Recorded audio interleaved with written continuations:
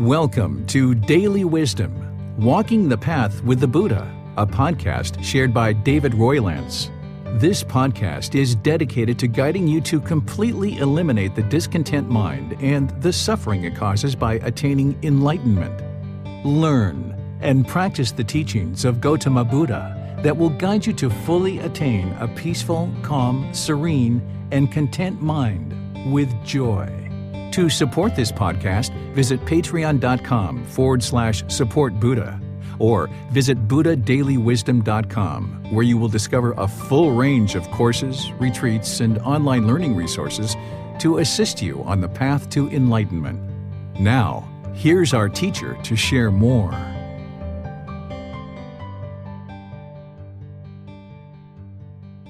Sawadee Kap. Hello and welcome to Daily Wisdom, Walking the Path with the Buddha. Today is our group learning program, and we're in Chapter 3 of this book, Developing a Life Practice, The Path That Leads to Enlightenment. This chapter is titled Enlightenment. What is enlightenment? Very early in this book, Chapter 3, I wrote this chapter in order to help students understand clearly what is enlightenment. Because if you're going to embark on this journey in order to move the mind to enlightenment through this deep training over multiple months and multiple years, you would need to understand what enlightenment is and what it isn't in order to more readily walk towards the actual goal. So today I'm going to be sharing with you what enlightenment is so that you'll understand this goal more clearly. It's essentially the same thing as if you were going to be traveling to a new city and you've never been to that city before. You would first like to know a little bit about that city before you even make a decision of whether or not you're going to travel to that city. You would like to know about the roads, about different activities that are there, maybe some of the parks, some of the venues, things that you could be doing once you arrive there. And then that way, once you arrive to that new city, you will actually know that you're there and you'll be able to more readily make your way to that city. So understanding what is enlightenment is the same thing. In order to get to this mental state of enlightenment, you would need to clearly understand what enlightenment is and what it isn't, so that you can make your way to the ultimate goal of the path to enlightenment. And then once you arrive to that goal, you'll know that you're at that goal. So I'd like to welcome all of you to our class today. I plan to share what is enlightenment with you, and it's from this book, as I mentioned, which you can download and read Chapter 3. You can take that file and go print it, or you can order the book online through Amazon if you'd like. In that way, in addition to what I share with you today, you have something that you can read, which goes into a lot more detail than what I'm going to be able to do in our class today. We're going to get into a lot of detail about what enlightenment is, but the book just has a lot more detail than what I'll actually be able to cover in just one class session. So let's go ahead and look at what I prepared to discuss with you guys in order to help you understand what is enlightenment. The first thing to understand is that it's extremely challenging for you to understand and fully understand what is enlightenment. The way that you really, truly, deeply understand what enlightenment is by actually experiencing it. And at this point, if your mind's currently unenlightened, then it's going to be somewhat of a challenge for you to fully, deeply understand what enlightenment is. But our discussion today will help you start opening up this dialogue and start opening up this understanding so that you will start understanding what enlightenment is. And the more that you learn about what enlightenment is, again, it'll help you get a clearer picture of what it is so that you can more readily walk your way towards the ultimate goal. So today in our class, while I'm going to be sharing different things with you about what enlightenment is and helping you to start understanding this through our discussion and our dialogue today, it's important for you to understand that you're not going to walk away today with 100% clarity on what enlightenment is and what it isn't, because in order to really, truly understand it 100%, you need to actually experience it. So it's important that as we go in our discussion today, that you feel free to ask questions and seek details to understand more about what the ultimate goal is and how to actually attain enlightenment.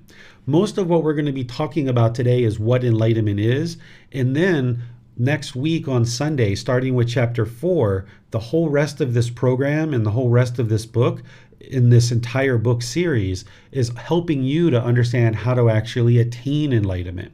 So it's important to spend some time today to help you start to understand what the ultimate goal of enlightenment is, so that now, with that more clear picture than what you walked into the class with, that you'll start to understand it, and now you can more readily walk your way to enlightenment as I share the rest of the teachings, starting with chapter 4, continuing forward. So let's talk about what is enlightenment. Enlightenment is a mental state that is attainable during this life in a human existence or a heavenly existence. So humans and heavenly beings can both attain enlightenment. The lower realms of hell, animal realm, and afflicted spirits, it's such that they aren't able to actually attain enlightenment in those existences. But those beings are being constantly reborn, and they will eventually make their way to the human realm and or heavenly realm. And they may have actually been there already based on their previous existences. And they will have the opportunity to attain enlightenment in future existences. But you would need to be in the human realm or the heavenly realm in order to experience enlightenment and cultivate the mind to the point where it can experience enlightenment. Enlightenment itself is a mind that is peaceful, calm, serene, and content with joy permanently. So as you gradually train the mind to get to enlightenment, from there on, you will never experience any discontentedness whatsoever. All discontentedness will be eliminated for the rest of your life. So this mental state of enlightenment, where the mind is peaceful, calm, serene, and content with joy, once you train to that point, the mind will never actually regress out of the enlightened mental state. The mind will be concentrated, it'll be steady, it'll be unshakable. And having attained this mental state of enlightenment, a being will no longer be reborn in the cycle of rebirth. The mind will be calm and relaxed, yet attentive and alert. This state of mind that we describe as enlightenment, or the Buddha described as nibbana, you can attain it during your life and experience the benefits of that for the rest of your life. But you can also attain enlightenment at death as well. It's highly unadvisable to kind of bank on attaining enlightenment at death, because you won't necessarily know whether you're going to attain enlightenment at death or not. And someone who attains enlightenment at death, they will have experienced their entire life with discontentedness, such as anger, sadness, frustration, irritation, annoyance, guilt, shame, fear, boredom, loneliness, shyness, resentment, jealousy. All these discontent feelings in others are still going to be experienced through that person's entire life. But then at death, if they attain enlightenment, that's kind of the second best option in terms of that being isn't going to be reborn into a new existence. But the ideal goal would be for you to gradually learn the teachings, gradually practice those, and then gradually experience the progress where you see discontentedness gradually diminish over the course of your life, to the point where you eventually get to the point where you no longer experience any discontentedness at all. And then you get to experience that mental state and enjoy that mental state for the rest of your life. So the mind's going to no longer be shaken up. It's very steady, it's very stable, it's unshakable. There's this calm, this relaxed aspect of the mind, but yet it's attentive and alert. There's enthusiasm. There's a willingness to do something. If there's complacency and the mind is dull and lethargic, then the mind is not enlightened. If there's this yearning and longing, this go, go, go, go, go, go, go, go, go, go all the time, then the mind's not enlightened either. It's only when the mind comes perfectly to the middle that the mind is now performing optimally, and you'll be able to experience this peaceful, calm, serene, and content mind with joy. The Buddha explained it with an instrument. He talked about this instrument that if the string was too tight and you pluck the string, it didn't play beautiful music the way the instrument was intended to play. But if the string was too loose and you pluck that, the instrument didn't play the way it was intended to play either. It's only when this instrument is tuned with the string perfectly in the middle that now when you pluck the string, the instrument plays beautiful music the way it was intended to play. And our mind is exactly the same way. If it's too loose, meaning lethargic or complacent, then the mind's not performing well. It feels dull, it feels lackluster, it feels lethargic.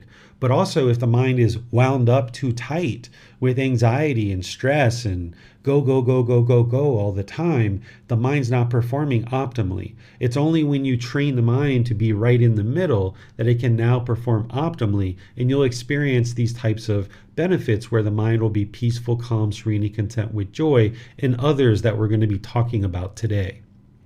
In order to get to this mental state of enlightenment, an individual would need to train through understanding craving, anger, and ignorance, or the unknowing of true reality, and they would actually need to eliminate craving, anger, and ignorance from the mind. This is the pollution that plagues the unenlightened mind and keeps it trapped in the unenlightened state. But when you eliminate the craving, anger, and ignorance, when you get rid of these taints or this pollution or these defilements, and now the mind is practicing generosity, loving kindness, and wisdom, now you'll experience this brightness and this radiance of the enlightened mind.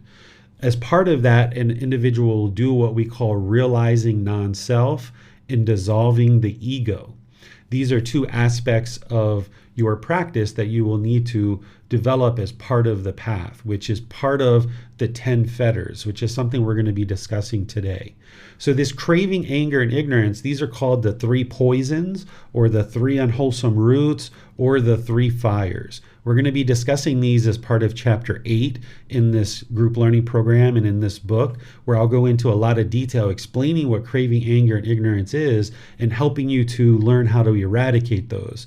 But essentially, all the Buddhist teachings are helping you to eliminate these pollutions of mind, including the 10 fetters, which the 10 fetters are a deeper understanding of craving, anger, and ignorance, or this unknowing of true reality. The path to enlightenment is a purification of the mind. So enlightenment itself is a mental state where the mind has been purified. But the path to enlightenment is a purification of the mind through training the mind to eliminate the conditions that are keeping it stuck in the unenlightened state. And those conditions that are keeping it stuck in the unenlightened state are craving, anger, and ignorance. But more specifically, it's the 10 fetters that are keeping the mind trapped in this unenlightened state, where it continues to experience these conditioned pleasant feelings, where the mind experiences this temporary happiness, excitement, thrill, euphoria, and then it crashes and experiences this sadness and anger and frustration and irritation and annoyance, guilt, shame, fear, and the mind's just oscillating up and down throughout our life, with periods of time where you might feel somewhat peaceful or content, but nonetheless, it's only a matter of time before the mind starts going up and down and up and down. So when you purify the mind of these conditions of craving, anger, and ignorance that are plaguing the unenlightened mind, then by removing that pollution, now the mind is purified, and you'll experience this brightness and this radiance of the enlightened mind. Enlightenment itself is not happiness or ultimate bliss. You'll sometimes hear people explain enlightenment this way. They'll say that it's ultimate happiness or supreme happiness or ultimate bliss. I never explain it this way, and the Buddha didn't explain it this way either. What I feel that people are probably experiencing when they're explaining it this way is they're explaining what is experienced when you experience the jhanas. If you remember back a few classes, I talked about something called a jhana, which is a preliminary phase that the mind goes through before it gets to the first stage of enlightenment. There's these 4 jhanas. These are preliminary phases that the mind experiences various qualities as it progresses through these 4 jhanas. And when you get into that first jhana, there's this bliss, there's this extreme happiness. And for somebody that's experiencing that, and they don't understand what the jhanas are, and they don't understand what the 4 stages of enlightenment are, they might actually feel that they're enlightened at that point, because the difference between being off the path and experiencing those jhanas, it's like night and day. The amount of bliss and supreme happiness that you experience in that first jhana is something that you've never experienced before. And oftentimes a practitioner can think that they're actually enlightened. But in that first, second, third, and fourth jhana, the mind is still experiencing discontentedness. It's still experiencing conditioned pleasant feelings, conditioned painful feelings, and conditioned feelings that are neither painful nor pleasant. They're diminished, but they're still experiencing it. So I wouldn't describe enlightenment as supreme happiness or ultimate bliss or even happiness by itself, because you've experienced happiness before. You know what happiness feels like, but yet you know the mind is unenlightened. So if happiness is enlightenment, and you know that you've experienced happiness before, but you're not enlightened, then happiness can't be enlightenment, because you know what happiness feels like. It's a temporary feeling that arises, it changes, and then it fades away. But the qualities of mind that you experience when the mind is enlightened, they don't arise, they don't change, and they don't fade away. The peaceful, calm, serene, and content mind with joy, it's permanent. When you wake up as an enlightened being, the mind is peaceful, calm, serene, and content with joy. All day long, the mind is peaceful, calm, serene, and content with joy. And when you go to sleep, the mind is peaceful, calm, serene, and content with joy. There's nothing that shakes that up. These mental states don't arise, they don't change, and they don't fade away. These mental states of peaceful, calm, serene, and content with joy, they're not based on any impermanent condition. They don't arise, they don't change, and they don't fade away. They persist in the mind permanently for the rest of your life. So this happiness that people talk about with enlightenment, that arises, it changes, and it fades away. That's how you know that happiness or ultimate bliss is not enlightenment. And if you look at the Buddha's words when he describes the jhanas as part of the Eightfold Path, you can see where he explains that first jhana has this happiness or this gladness that comes into the mind. And the challenge is that if somebody moves into those first jhanas, they experience the happiness and the bliss and they think they're enlightened, then their mind can actually stall. They can actually choose to no longer progress in their practice. And once you're in those jhanas, the mind can actually regress out of those. So you can move into the jhanas, and if your practice stalls and you're not continuing to learn and practice, your mind can regress out of those jhanas, where once you get into the first stage of enlightenment, your mind won't regress from there. So when you are progressing on this path to enlightenment and you experience this happiness or this bliss, don't think that the mind is actually enlightened. You're actually experiencing the jhanas most likely. And what you would like to do is maintain your practice, keep focusing on developing your practice, and move the mind into those stages of enlightenment where now the mind won't regress out of those. Let's talk about some of the advantages of attaining enlightenment. Once the mind moves to this enlightened mental state, as I mentioned, the mind is peaceful, calm, serene, and content with joy permanently. The mind won't regress. It will never revert backwards after you experience and you've done the work to attain enlightenment. It's impossible for the mind to regress and revert out of the enlightened mental state. In addition to these mental states of peaceful, calm, serene, and content with joy, a being who is enlightened will experience a high degree of focus, concentration, deep memory, and clarity of mind. And the reason why is because in the unenlightened state, the mind is polluted. It's got this craving, anger, and ignorance or unknowing of true reality that's plaguing the mind. And the Buddha calls this a muddled mind because there's this pollution in the mind. But when you clear that out through the purification of the mind, and now the mind has removed the pollution or the taints or the defilements, now when this brightness and this brilliance of the enlightened mind shines through, some of the qualities that you'll experience is this ability to focus for long-term periods of time, having concentration where you're able to focus on a single object for extended periods of time, where you'll have this deep memory to remember things for extended periods of time. And you'll have this clarity of mind or this clarity of thought so that now you can draw out this wisdom and now start making wiser and wiser decisions in the world. And these qualities that you're experiencing, this focus, concentration, memory, and clarity of mind, it's helping you in your daily life. So whether it's your personal life or your professional life, you're going to be able to use these qualities of mind in order to perform better, because the mind is now performing optimally, because it doesn't have this pollution that's plaguing the mind. The mind is now purified. So you'll see these qualities of mind coming through that you'll be able to use in all parts of your life. Another advantage of attaining enlightenment is the mind will no longer experience these discontent feelings. If you can think about all the time over your life where you've experienced sadness, anger, frustration, irritation, annoyance, guilt, shame, fears, boredom, loneliness, shyness, jealousy, resentment, stress, anxiety, and others, think about the amount of time, think about the amount of effort and energy that went into feeling these discontent feelings and just being bogged down in your life, being hindered from making wise decisions and just moving forward in life and enjoying the wonderful aspects of life. So when you eliminate the pollution that's causing these discontent feelings, then you're no longer sitting around feeling bored and lonely. You're no longer feeling sad or angry or frustrated. You no longer have this guilt or shame or fears that are bothering you. You no longer have this shyness where you're shy to do certain things in the world.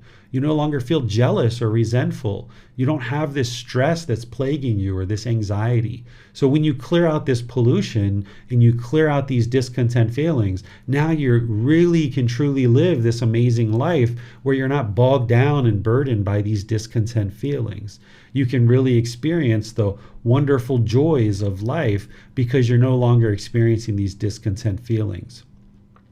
A being who is enlightened will have deep wisdom, with politeness, kindness, friendliness, and respect towards all beings. They're not causing any harm in the world.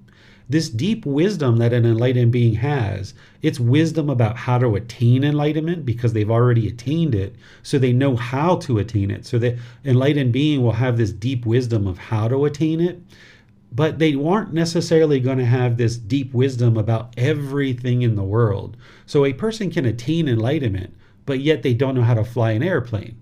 Or there could be an airplane pilot who has attained enlightenment. They know how to fly a plane, but they don't know how to do something else in the world that they maybe have not trained on. So an enlightened being doesn't know everything. They know what they've been exposed to, and an enlightened being will deeply have wisdom about the path to enlightenment and any other aspects of life that they've been involved in. So if they're a business person, or if they're a politician, or they're a hairstylist, or they design clothing, or they're a model, or whatever they're involved in, that's separate learning from the path to enlightenment, that they will have wisdom on those things.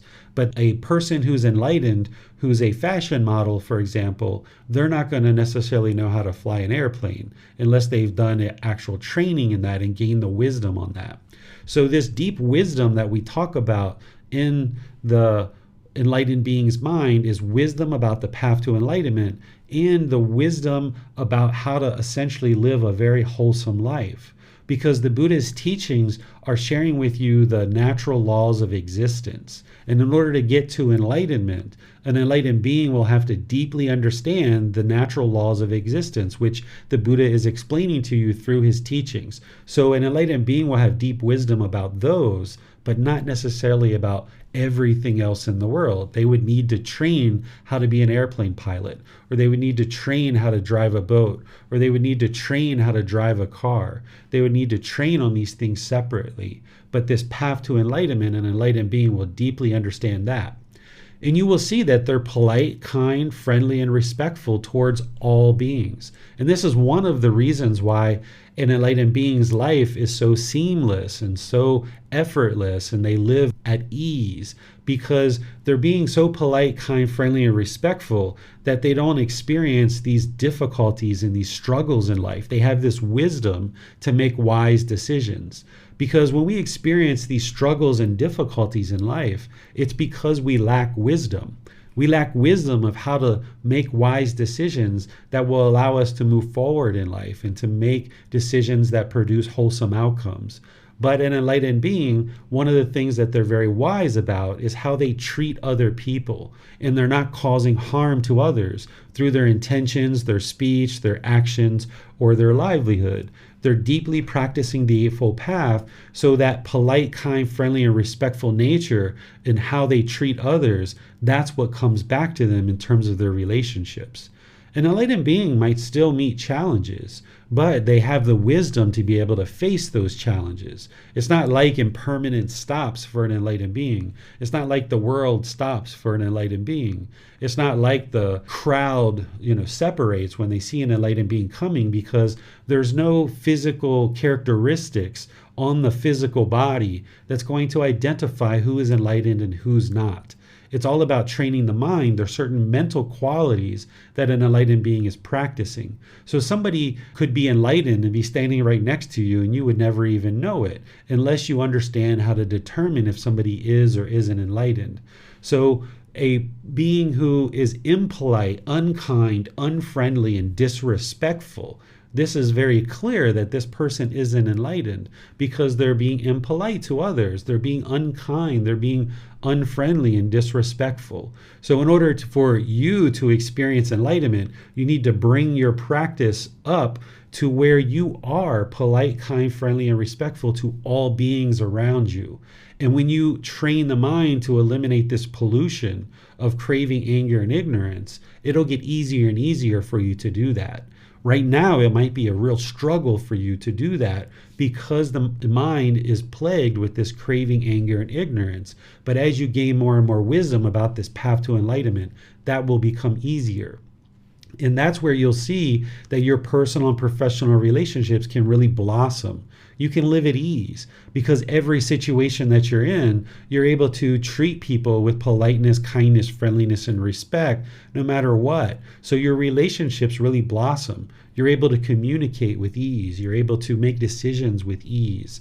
Enlightened beings aren't struggling and having difficulties in the world. Their life is not a wreck. Their life is quite peaceful because they make decisions such that what they put out into the world is not harming others, so therefore harm isn't coming back to them. The way that you would attain enlightenment is through learning and practicing the core teachings of the Buddha. And these core teachings are all teachings that you're going to learn as part of this group learning program.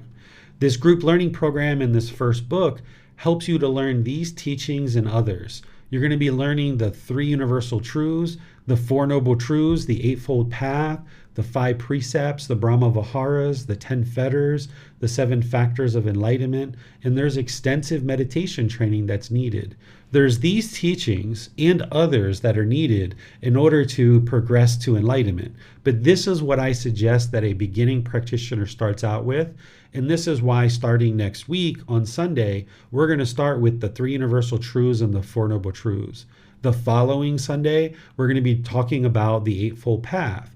Then we're going to eventually get to the 5 precepts and the Brahma Viharas and all these other teachings that you're going to need to build up your core understanding of these teachings and build up a foundation for yourself so that you can start making your way towards enlightenment. But as you learn these teachings, you're not believing these teachings. There is no belief on the path to enlightenment. Regardless of what you hear or what other people might be practicing in terms of Buddhist teachings, the Buddha never said, just believe me. You can't believe and actually get to enlightenment. Because as I mentioned, one of the major things that is keeping the mind in the unenlightened state is ignorance or the unknowing of true reality. What antidotes ignorance is wisdom. The only way to get to wisdom is for you to learn the teachings, for you to reflect on those. And while you're reflecting on those teachings, you're independently verifying whether the teachings are true or not. And then you're practicing the teachings in order to train the mind. And as you practice the teachings, you are training the mind in observing that this discontentedness is gradually diminishing in the mind. And as you're receiving guidance from teachers along this path to enlightenment and you're not believing the teachings, but instead you're independently verifying the truth in order to acquire wisdom, this is where you observe that the condition of the mind is gradually improving. When you have belief, you don't know whether it's true or whether it's false. Therefore, the mind can be shaken up. The mind can be unsteady and uncalm and be shaken up very easily. But when you independently verify the truth for yourself, then you know the truth and nobody can shake you off of that. And your mind can become very steady and very stable because now you know the truth. And as you train in these teachings, the Buddhist teachings are meant for you to learn, for you to reflect on them, start thinking on them, looking internal, trying to determine based on your past experiences, are these teachings actually true based on what I've seen and what I've observed about my life and the life of people around me? And then as you practice his teachings in order to improve your wisdom, your moral conduct, and your mental discipline, now as you improve those things in your life, you will see that the condition of the mind is gradually improving. But this doesn't happen through belief. You have to learn, reflect, and practice the teachings, which I'm going to help you with as we progress in this program. I will teach you something in these classes. I will start helping you to reflect on that. And then I will share with you how to put that into practice so that you can start experiencing the results of removing the pollution from the mind and experiencing this more purity in the mind, where the mind now functions more optimally and you can experience these benefits that are associated with experiencing a more pure mind and enlightenment. So let me pause here and see what questions you guys have about anything that I've shared so far. You can ask questions by putting those into Facebook, YouTube, or Zoom. Our moderators will see that and be sure your questions get asked during the class. If you're in Zoom, you can electronically raise your hand and ask any questions or follow-up questions directly. Hello, Teacher David, and thank you. You described the enlightened mind as peaceful, calm, serene, and content with joy. I understand peaceful, calm, and content, but how exactly would you describe serene and joy, and when does that come in? Yeah, the serenity that I'm talking about there is that clarity of mind, that calmness, that composure, where the mind is no longer plagued by this bombardment of thoughts. When you're in the unenlightened state and the mind is untrained and uncontrolled, you have this bombardment of thoughts that really plague the mind. Sometimes at the worst possible moment, you have this bombardment of thoughts, particularly for some people when they're trying to fall asleep, they might get bombarded by thoughts, or you're trying to focus at a business meeting and you get this bombardment of thoughts. So the enlightened mind is going to experience this serenity where you don't have that. There's this stillness and this quietness in the mind. And there's a thought that comes to the mind. And when that one thought comes to the mind, you handle it, you address it, you do whatever you need to do. And then the mind is quite calm, quite peaceful. And then maybe a few hours later, a few days later, you have another thought. There's certain thoughts that come to the mind, but there's not this bombardment of thoughts. This happens in these qualities, all of them. The peaceful, calm, serene, and content with joy, they gradually start to move into the mind as you're experiencing more and more of the four jhanas in the four stages of enlightenment. When you first get into the jhanas, you start noticing some of these qualities starting to come into the mind, but they become more profound as you get closer and closer to the fourth stage of enlightenment. And it's like they open up. So you might experience a few minutes or a few hours of some of these qualities of mind. But then as you get closer and closer to enlightenment, you experience these longer and longer durations of the peaceful, calm, serene, and content mind with joy, where it can be multiple hours, multiple days, multiple weeks, multiple months, where you experience this peaceful, calm, serene, and content with joy. This joy that I'm talking about, I describe it as joy rather than happiness because, as I mentioned to you earlier, happiness is that temporary feeling that arises, it changes, and it fades away. Happiness is a feeling, where joy is a mental state, where once you're experiencing this joy in the mind is just always joyful. It doesn't arise, it doesn't change, and it doesn't fade away. It's just always there. It's always present. It's very easy to access a smile for an enlightened being because there's nothing plaguing the mind. There's nothing burdening the mind. There's nothing polluting the mind. So there's always this joy that's there in the mind. It's not a conditioned joy. In other words, if it's sunny outside, you might feel happy. And then if it's raining outside, you might feel sad. This is conditioned feelings. The condition is that when it's sunny, I'll feel happy. And when it's raining, I'm going to feel sad. This is essentially like a temper tantrum that a 2-year-old or a 3-year-old might throw, is that your mind saying, you know what, if you give me what I want, I'll feel happy. But if you don't give me what I want, I'm going to throw a temper tantrum and I'm going to be sad and I'm going to be angry. And this is conditioned feelings, that when it's sunny outside, the mind's happy. When it's raining, the mind might be sad. But an enlightened being, someone who's experiencing this unconditioned joy, or if we'd like to call it unconditioned happiness, we can call it unconditioned happiness. This enlightened being that's experiencing this joy, when it's sunny outside, there's joy in the mind. When it's raining outside, there's joy in the mind, because an enlightened being understands the universal truth of impermanence and that it can't be permanently sunny outside. And an enlightened being isn't going to crave or cling to activities to go outside. And if they have a certain plan that they were going to go outside and enjoy the outdoors when it's sunny, then when it's now raining and they can't do that anymore, they'll just let go of those decisions and be like, all right, well, I can't go outside and ride my bike.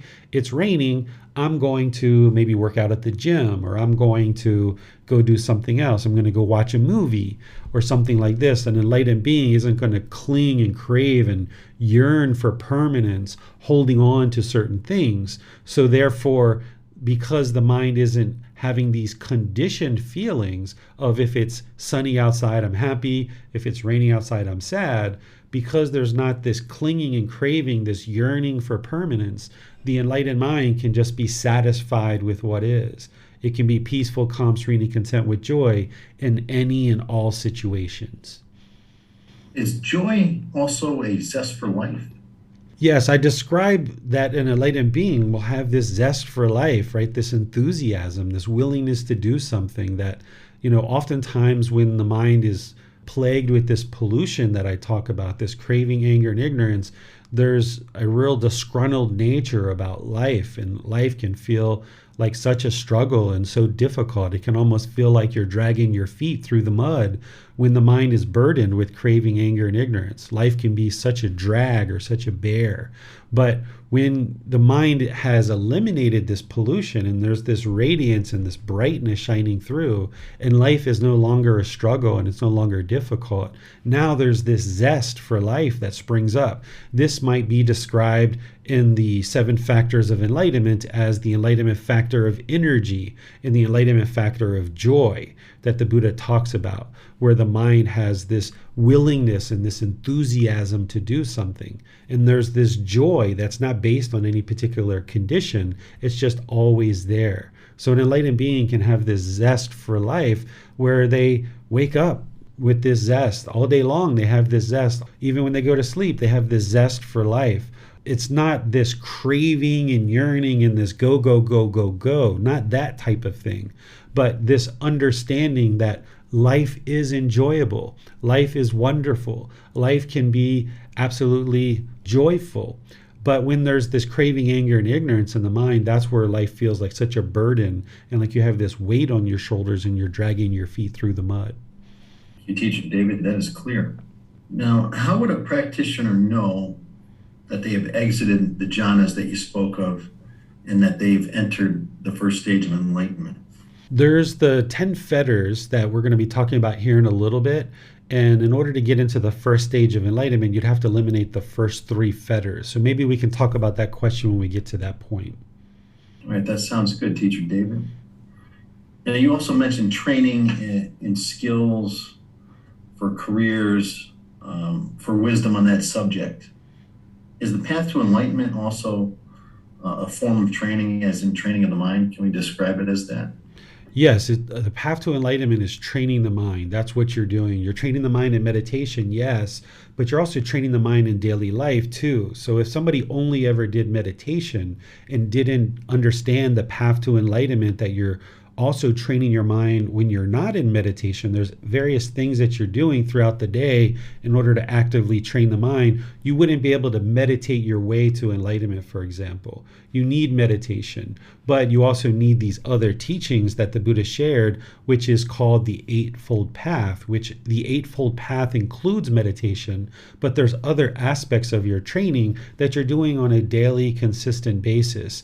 And when you're actively training the mind like this throughout meditation, but also throughout your day, eventually the mind comes into its own, where these teachings are so soaked into the mind that you don't have to put forth the effort to actually train the mind the way that you did in order to get to enlightenment. So on the way to enlightenment, there's a lot of effort. It's work. It's not easy, but it's not difficult either. It's work. You need to apply dedication, determination, and diligence in order to get to this enlightened mental state through the training of the mind.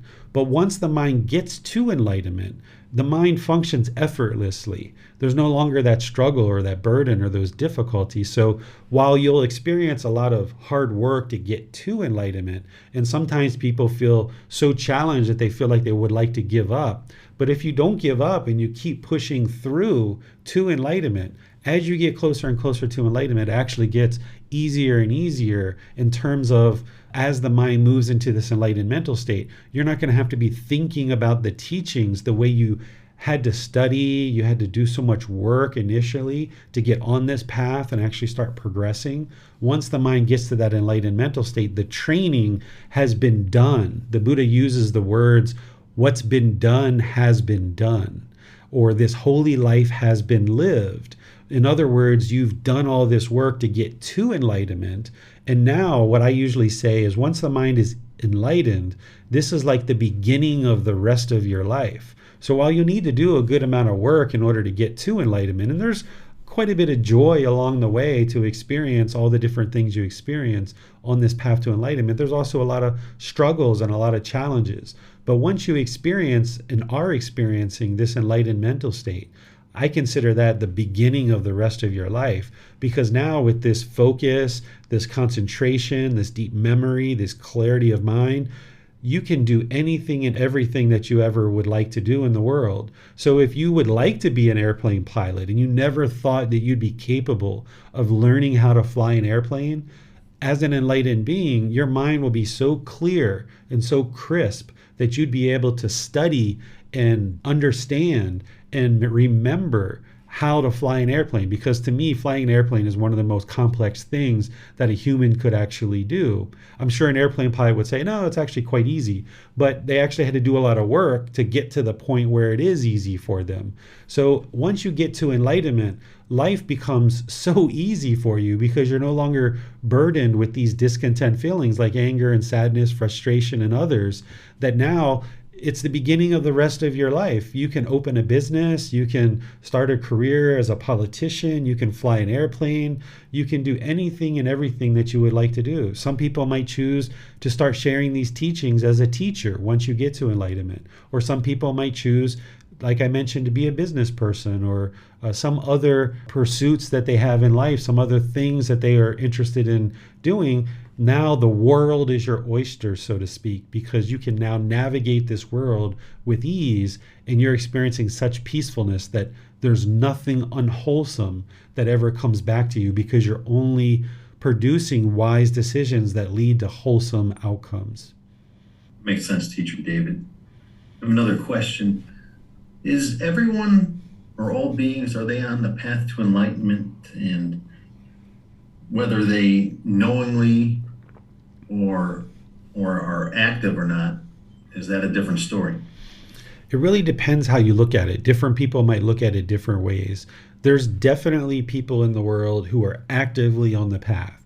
They know that there is a path to enlightenment. They're reading books, they're coming to classes, they're consulting with teachers, they're meditating, they're actively on this path, they're observing progress to the mind, and they know what enlightenment is, and they're heading towards that goal.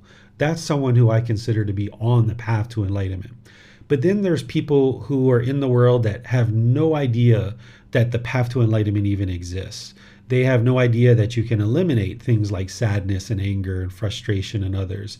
And these beings are essentially doing what the Buddha described as roaming and wandering through the cycle of rebirth. They're just kind of endlessly roaming through life, being affected by craving, being affected by anger, and being affected by ignorance, or this unknowing of true reality.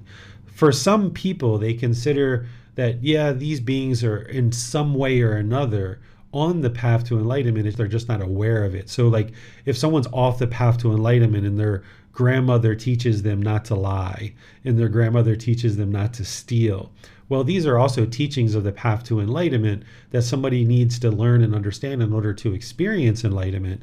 And you might say, yeah, this person's kind of on the path, but I wouldn't necessarily consider them on the path because they're not actively involved, because they don't understand what enlightenment is. They don't even know there is a path to enlightenment. They're not reading books. They're not spending time with teachers and classes. They're not meditating. So the Buddha describes this as a uninstructed worldling, someone who's off the path to enlightenment.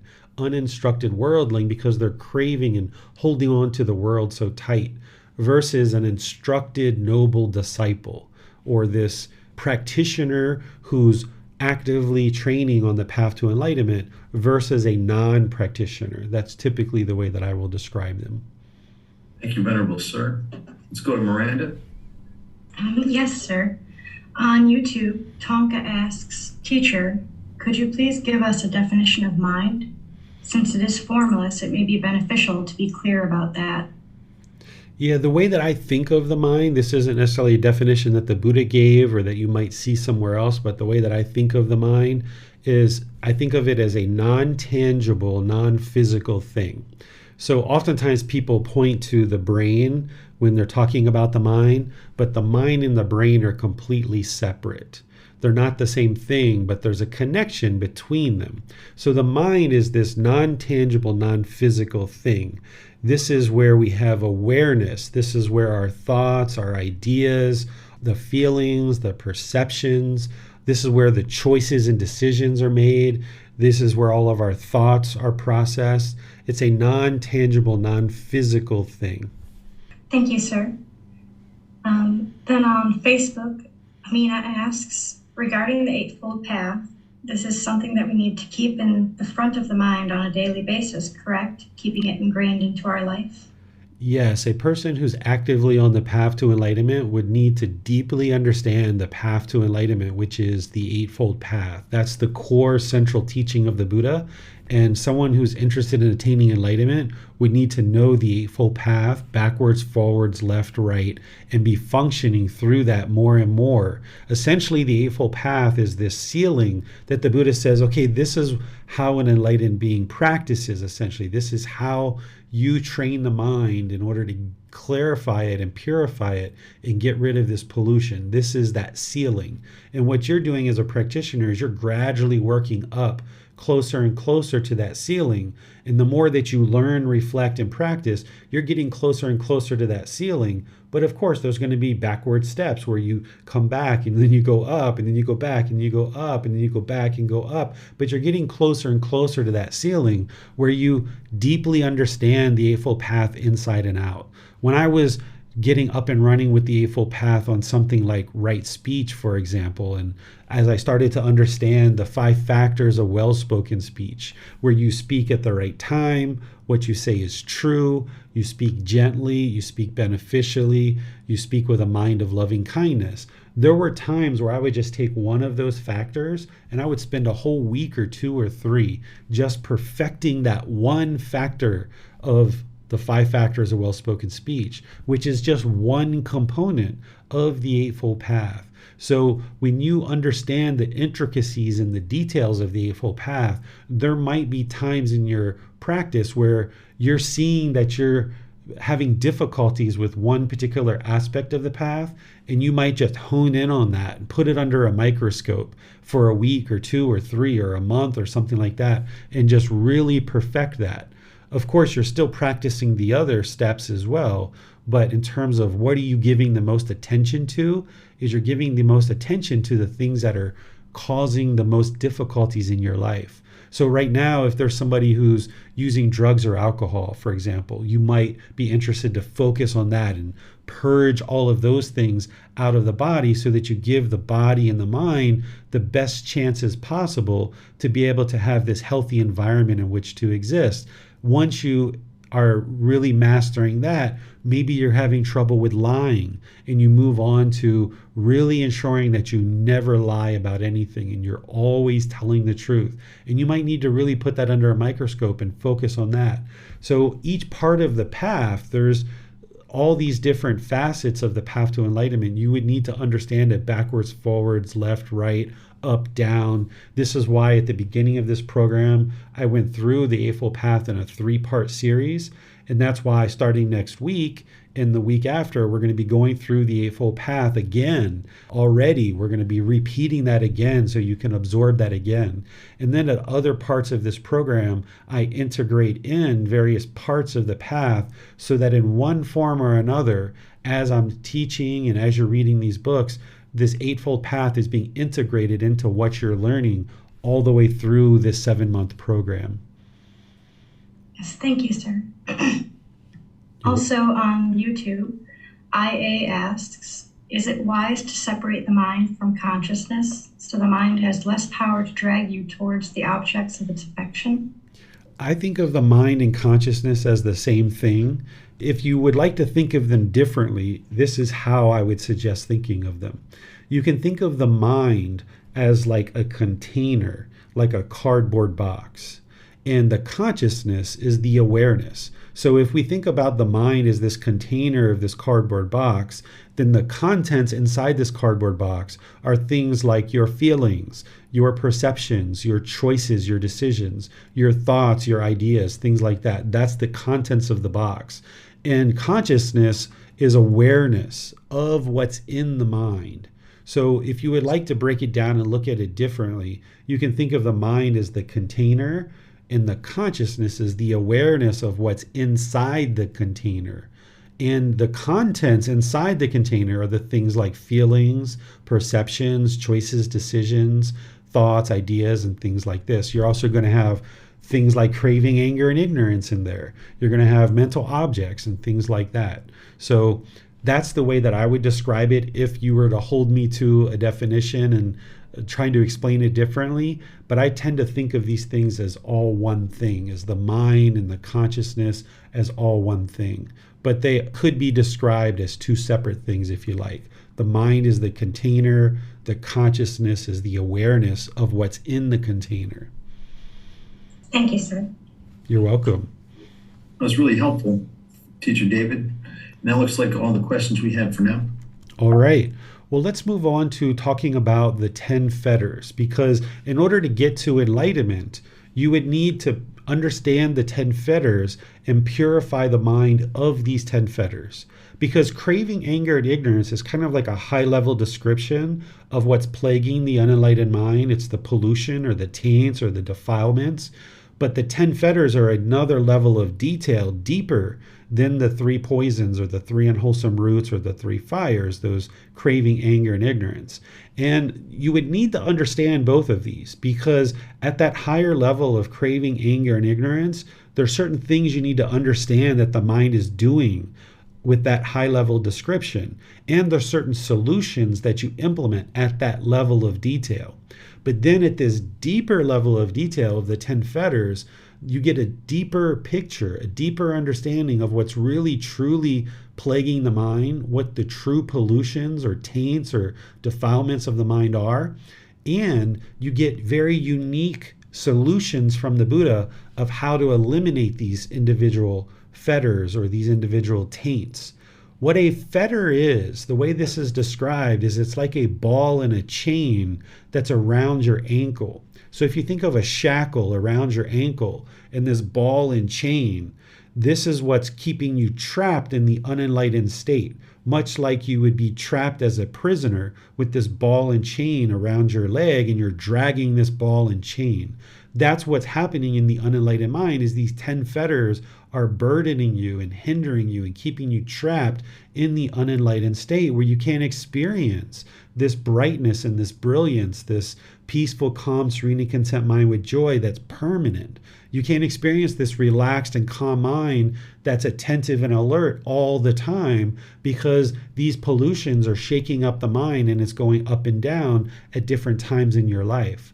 So by understanding each of these individual fetters individually and what the solutions are to eliminate them from the mind, then you can take action in your practice day by day to eliminate them from the mind. But where you start focusing on these truly is when the mind starts moving closer and closer to the jhanas. Initially, in your practice, you're learning the 3 universal truths, the 4 noble truths, the Eightfold Path, the 5 precepts, all those things that I talked about earlier. Those are the core teachings that you need to get up and running on this foundational understanding of the Buddhist teachings. And then as you start to put those pieces of your practice together to include a regular, consistent meditation practice, and you start observing the qualities of mind starting to improve, you start noticing the discontentedness is diminishing. Then when you observe that, you start focusing more closely on these 10 fetters. So here I'll give you a little bit of understanding of these 10 fetters, but in our retreat in America this summer, I'm going to be going through these in detail one by one, and I'm going to be explaining exactly what the remedy is for these individual fetters.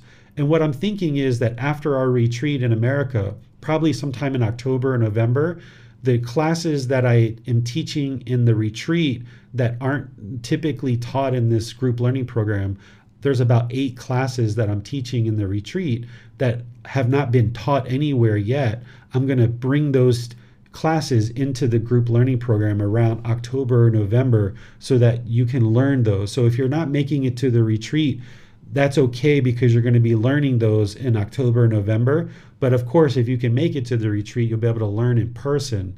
But here, let me just give you some detail around these so you can start being aware of them. So even though we might not focus on these real closely until you get closer to the jhanas, you can at least have some awareness of what these fetters are so that as you observe them, you can start to work to cut them off and let them go and eliminate them. So I'll just talk about what they are. And then at the retreat this summer, I'll talk about what they are in a lot more detail and actually how to eliminate them.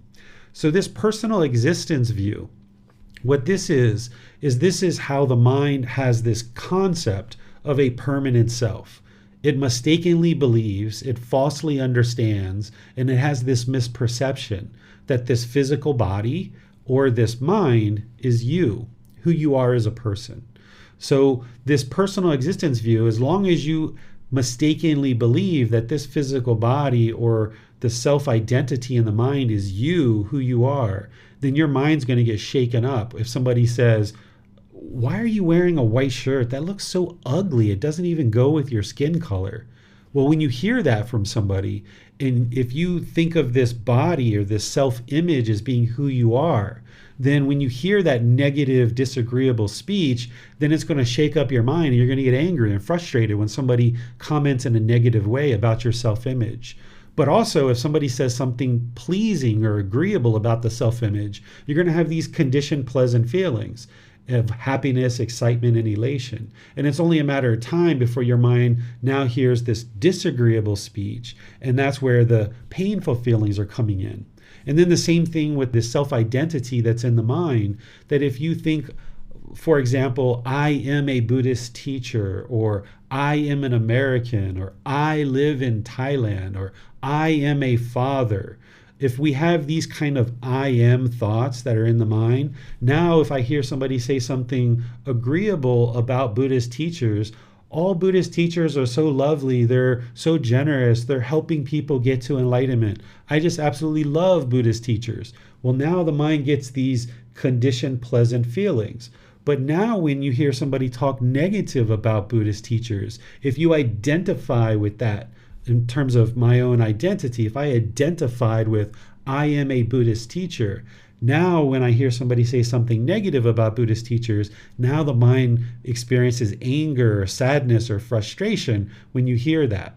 So this personal existence view is a pollution So as long as the mind is holding on to this self-image and this self-identity is who you are as a person, then the mind is going to experience these conditioned feelings, and it's just going to keep getting shaken up whenever it hears agreeable speech or when it hears disagreeable speech. The second fetter is doubt. Doubt is doubt about the teachings that the Buddha shared in their ability to attain enlightenment. So if you have doubt about the Buddha's teachings, then you're not going to be able to get to the first stage of enlightenment or enlightenment itself because you have doubt about his teachings. Right now, you might actually have doubt, and that's fine. You can have doubt right now. But over time, what you'll observe is the more you learn the teachings, you'll start building this confidence in the Buddha, his teachings, this community that you're part of, your teacher who's sharing these teachings with you, and your own ability to attain enlightenment. Because as you learn the teachings, you investigate his teachings, you then reflect and you practice and you see the discontentedness gradually diminishing in the mind. And this is what erodes the doubt. Belief or blind faith or blind belief, that's not what eliminates doubt. Like right now, if you have doubt whether the Buddha can lead you to enlightenment or whether I can lead you to enlightenment, that's completely fine. And you can't just say, all right, I don't have doubt anymore. You can't just snap the fingers and experience the elimination of this pollution or this doubt. The way that you eliminate it is through investigating the teachings. And then when you investigate the teachings and you're practicing them and you see the condition of the mind gradually improve, that's how you eliminate the doubt. So initially, if somebody has some doubt, I call this healthy doubt. Because if there's this little bit of skepticism, if there's this doubt of whether the Buddha's teachings are actually true or real, or will they actually lead you to enlightenment, that can ignite this interest to explore the teachings, this interest to be inquisitive and understand the teachings. So if your doubt right now is there and it's arising this intrigue or this inquisitive nature, that you're interested in reading books and you're interested in coming to classes and you're interested in talking to a teacher and you're interested in meditating and truly determining for yourself whether these teachings are actually guide you to enlightenment or not, that's a really healthy doubt. But what you're going to observe is you can use that healthy doubt to ignite this enthusiasm to actually learn the teachings. But then as you learn and you see the condition of the mind improving, you'll gain this confidence in the Buddha, his teachings, the community, your teacher, and your own ability to attain enlightenment. And then this doubt of whether you can attain enlightenment or not will be eroded and eliminated from the mind. And the mind will move closer and closer to enlightenment because you will have no doubt that these teachings are indeed leading to an improved condition of mind because you see the truth for yourself, that it's gradually happening over 3 months and 6 months and a year. You're observing the improvements to the condition of the mind and the condition of your life. So you will have no doubt that these teachings are indeed leading you to an improved condition of mind. And that's how you actually eliminate the doubt. The third one is wrong behavior and observances. This has a couple of different facets to it. The first one is that if the mind has this pollution or this defilement or this taint, thinking that its beliefs in terms of rites, rituals, ceremonies, and worship that is going to lead to enlightenment, this is a pollution of mind. If you've been taught or if you're currently practicing rites, rituals, ceremonies, and worship, and you think if you're involved in those ceremonies and those worshiping, that that's what's going to improve the condition of the mind, then your mind has this fetter, this wrong behavior and observances. But if you're at the point where you're like, yeah, I've done those rites, rituals, ceremonies, and worship, and I see that it's not really leading to any improved condition of mind, then part of this fetter is already eliminated from the mind. Because you can go to a building or you can do these rites, rituals, ceremonies, and worship in your house all day long. But if you don't gain wisdom and you're not wise to go out into the world and make better decisions, it doesn't matter how many rites, rituals, ceremonies, and worship you do. It's not going to lead to a better condition of mind and a better condition of your life. So you need to get to the point where you understand and deeply understand that rites, rituals, ceremonies, and worship is not going to lead to an improved condition of mind, and it's not going to lead to an improved condition of your life. Where this comes from is during the lifetime of the Buddha, it was believed that commoners had to go to a special class of people, these Brahmin priests, and pay money.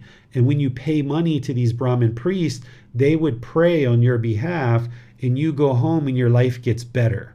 So if you just pay money to this special class of people, they will do all the work of praying and worshiping and doing ceremonies, and your life is going to get better. And the Buddha was like, no, this isn't how it works, essentially, is what he's saying. But he, of course, said that in a very polite and kind way. So it's the same thing, is not only can you not pay other people to worship for you and your life gets better, but you can't do rites, rituals, ceremonies, and worship either, and your life is just going to get better from those things. You need to cultivate wisdom in order to antidote that ignorance or that unknowing of true reality. And once you gain the wisdom of how to eliminate craving and anger, that's where your mind moves closer to enlightenment, not through the rites, rituals, ceremonies, and worship. The other part of this fetter is that in the Eightfold Path, the way that the Buddha taught it, there are steps called right view, right intention, right speech, right action, right livelihood, right effort, right mindfulness, and right concentration. As you learn this Eightfold Path and you start practicing it closer and closer, you eliminate this unwholesomeness that you're currently practicing. You gain wisdom, you gain moral conduct, and you gain mental discipline. And when you start to practice the Eightfold Path closely, then you will have eliminated wrong behaviors. And the wrong observances are the rites, rituals, ceremonies, and worship. So you need to clear out certain decisions that you're making. So example, if you're killing, or if you're stealing, or if you have sexual misconduct, or if you're lying, or if you're taking substances that cause heedlessness, in order to eliminate this fetter, you would need to clean those things up in others as well. And we're going to be talking about those in more detail because those are kind of rudimentary translations of what the Buddha taught on those topics. He actually taught much more illuminating language and teachings around those topics that will help you to practice them more closely and to understand why to practice them. You're not just practicing them in terms of following rules or commandments or anything like that. Instead, when you clean up your moral conduct, for example, then you're causing less and less harm in the world, so harm won't come back to you. Whereas if we're out in the world stealing or causing harm through our sexual activity, or causing harm through lying, or causing harm through drinking and using drugs and taking substances that cause heedlessness, this is going to cause difficulties for us in the world because we're making unwise decisions. So we're going to be talking about that as we go forward. So in order to eliminate this third fetter, a person would be practicing the Eightfold Path very closely.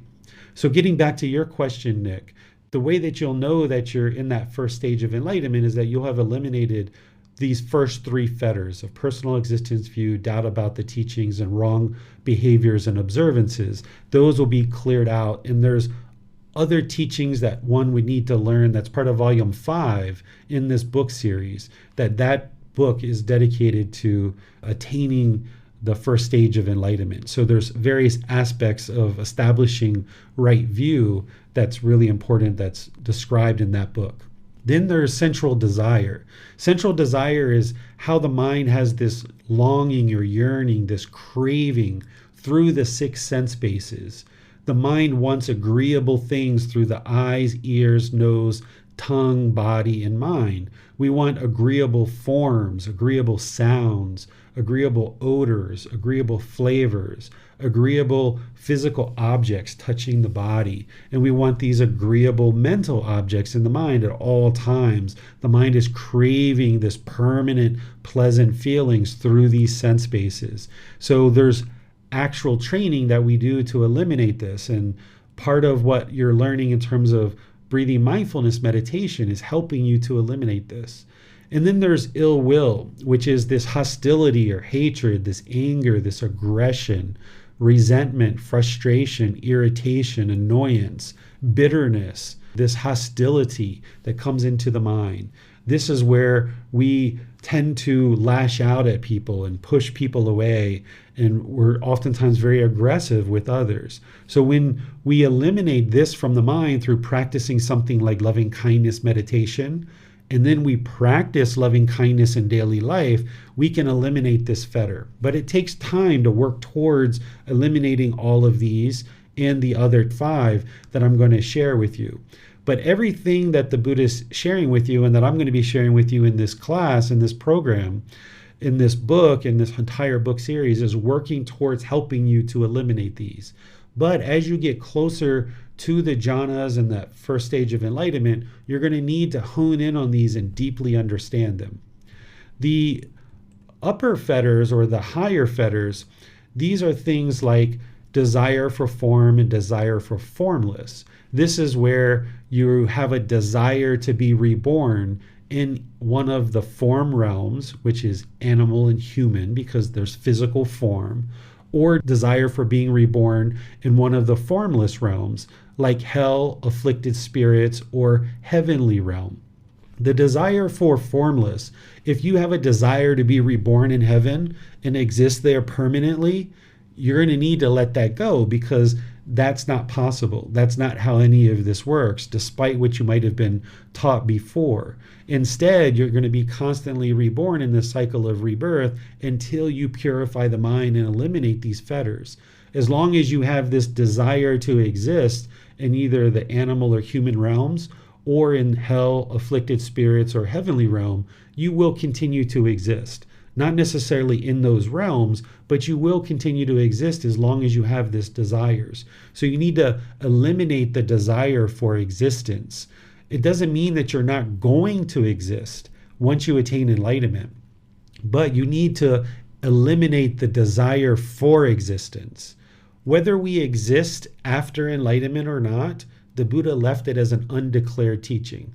If you don't get to enlightenment in this lifetime, you will be reborn in the cycle of rebirth. But if you get to enlightenment in this lifetime or at death, what happens next? The Buddha left as an undeclared teaching.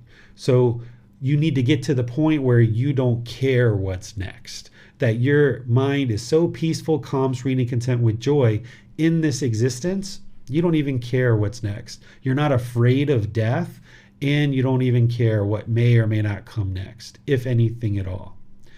Then there's conceit. This is arrogance or pride, judging others, measuring and comparing of who's superior and who's inferior. This is essentially part of the ego. So wherever you observe that the mind is being arrogant or boastful or prideful, or you're noticing that you're judging other people, or you're measuring and comparing others, putting yourself above or below other people, even though you may not be actively working on the ego right now at this moment, wherever you see these aspects of the mind arise, cut them off and let them go. Don't allow the mind to be arrogant and boastful. Train the mind to just be an equal person with all beings. Whether it's the president of your country or whether it's somebody who has a job that people consider to be less prestigious, then you can practice in such a way that you treat all beings equally and you see yourself as an equal to everyone else. This whole idea of measuring and comparing people to feel superior or inferior to others, if you put yourself above others and you look down on people with arrogance and pride, you're not going to be able to exist peacefully and harmoniously with all beings because you have this arrogance and pride and you're looking down on other people, judging them. But also, if you're putting yourself below people and feeling that you're diminished and you're degrading yourself, this is dangerous for the mind as well. So you shouldn't be putting yourself below people to feel inferior. Instead, everyone is equal. And this is what's going to promote you creating a life practice where you treat all beings equally. Because if you go into a situation where you're constantly trying to measure and compare of whether you're above people or you're below people, this is going to make it very difficult for your mind, because you're going to constantly be judging, and your mind's going to be burdened with trying to figure out if you're above people or you're below people. And if you're above people, you're going to talk down to those people and you're going to treat those people one way. And if you feel like you're below people, you're going to have uncalmness and unsteadiness, and you're going to talk up to those people in a different way. But if you look at all people as equally, you can treat all beings equal, and you can just have one permanent practice, that you're always polite, kind, friendly, and respectful to everybody. Where this comes from is our animal existences. In our animal lives, it actually helped us to have a certain alpha female in our wolf pack and an alpha male in our wolf pack, because they looked out for our survival. They taught us how to hunt. They taught us where the water was. They taught us all kinds of things as a wolf pack. So we needed an alpha female and an alpha male. Or in our herd of elephants, we needed the matriarch to show us where the food and water was, and that was good for our survival. But in this human realm, we don't need that. We just need everybody to treat each other equally and being harmonious and peaceful with each other. So as long as your mind has conceit, you have this pride or this boastfulness, this arrogance where you're judging, measuring, and comparing people, then you're not going to be able to relate to all people in a harmonious way. So wherever you see that arising, you need to let that go. Then there's this restlessness, where the mind is confused or distracted or worried, has this anxiety or anxiousness. There's this restless state of mind where the mind can't focus on just one thing at a time. So you need to train the mind to have singleness of mind, where it can just focus on one thing at a time. And these classes are excellent for that. Whether you're attending live, whether you're listening to a replay or the podcast, if you can sit with this material and you can learn for an hour and a half or 2 hours, and you can stay focused on this material, then that's training your mind in each class, or each time you pick up the book and you're able to focus and read the book. This is honing your mind and exercising the mind. Just like a muscle, if you didn't exercise that muscle, it would get very weak over time, and it wouldn't be able to support the activity and the work that you're involved in. The mind is the same way. If you don't exercise the mind and do things to hone it and to eliminate restlessness and to cultivate consciousness in terms of having more focus and more concentration, then you wouldn't be able to eliminate this restlessness. So wherever you see the mind trying to do 2, 3, 4 things at a time, or it's rapidly cycling from thing to thing to thing to thing, you should cut that off and let it go and just focus on one thing at a time. Develop this singleness of mind. Whereas if you're eating, you're just eating. Or if you're watching TV, you're just watching TV. If you're on the phone, you're just on the phone.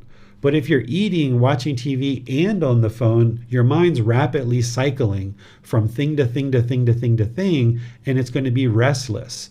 At other times, when you're sitting by yourself in a waiting room or you're somewhere else, your mind's going to get bored. It's going to get lonely because you've trained it to rapidly cycle from thing to thing to thing to thing to thing to thing to thing.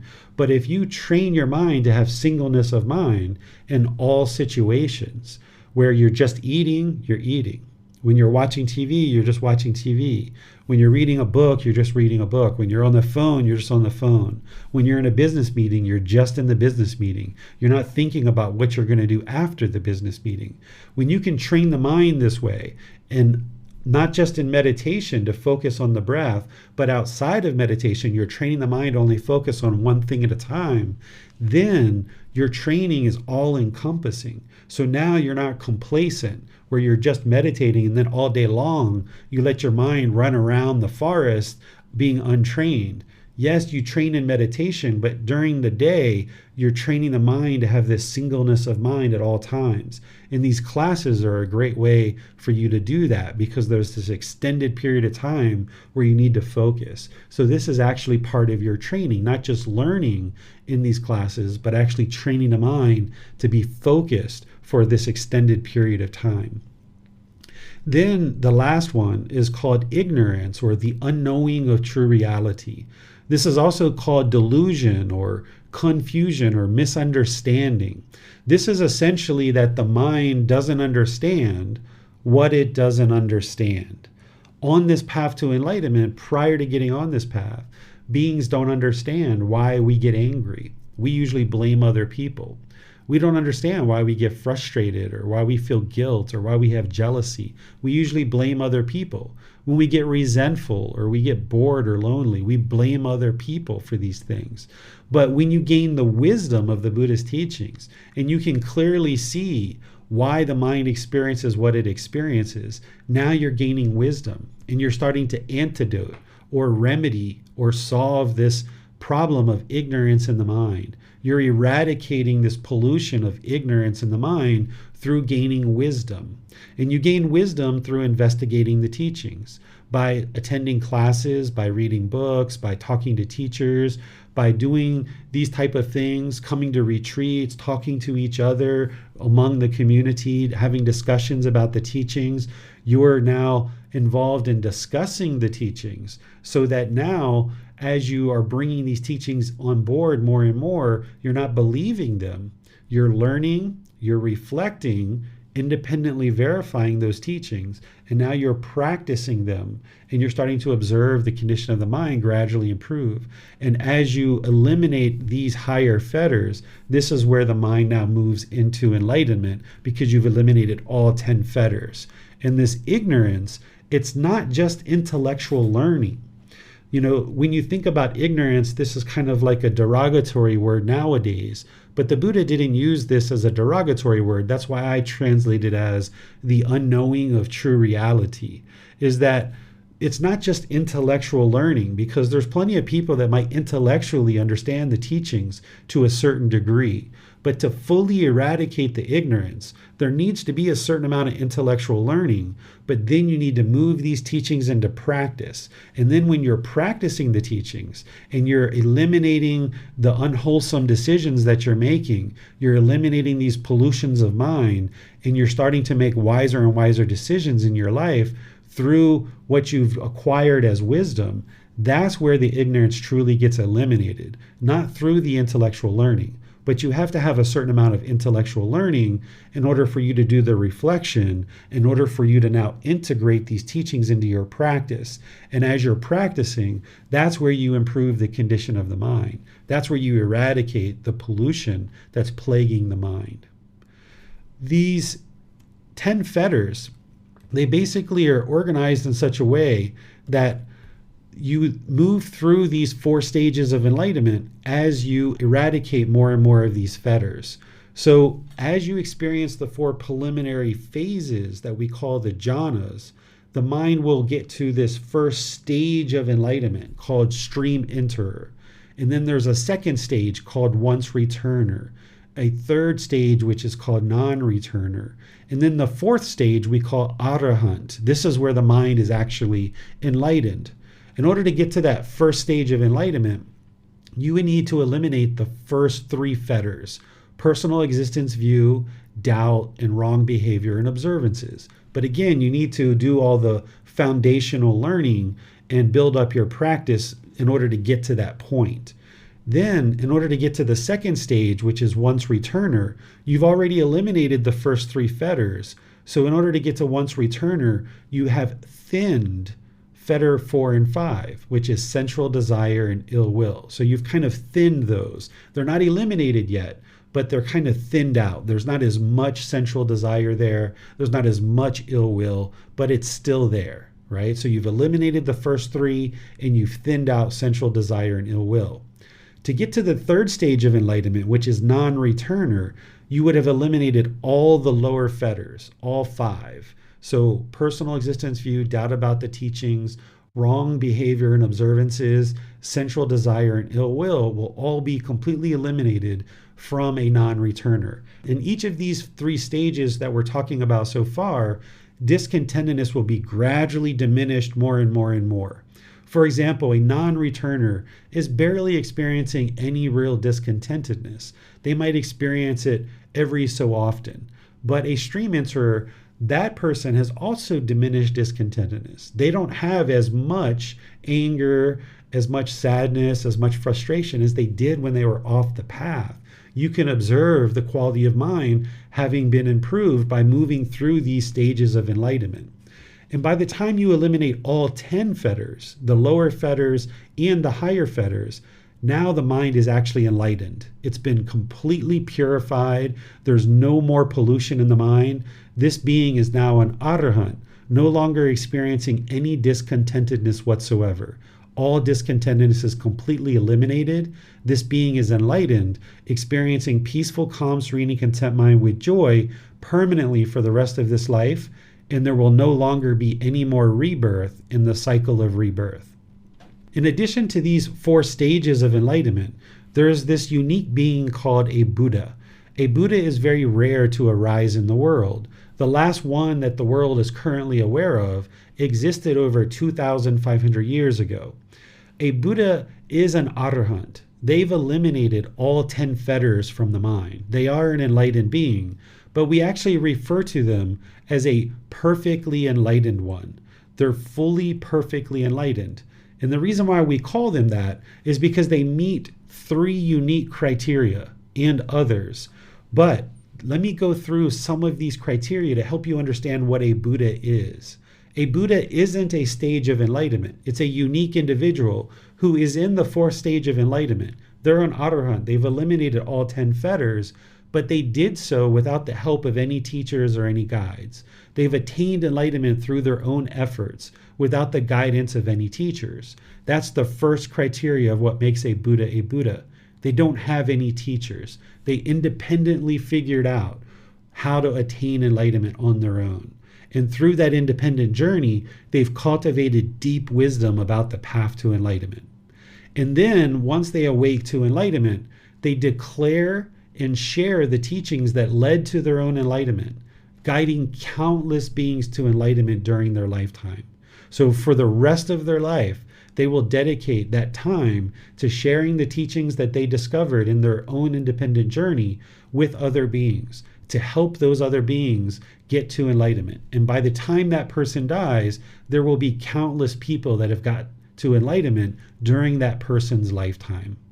And then the third criteria is that Buddha, that person who ultimately is a Buddha, they will leave their teachings in such a condition that countless other beings will attain enlightenment after their death. So to summarize that, a Buddha attains enlightenment on their own, through their own independent journey, without the guidance of any teachers. They then dedicate the rest of their life to sharing those teachings with other beings so that countless beings attain enlightenment during their lifetime. And then they leave the teachings in such a condition that countless more beings after their death can continue to experience enlightenment. That's what Gotama Buddha did. And a Buddha has such deep, profound wisdom because of their independent journey.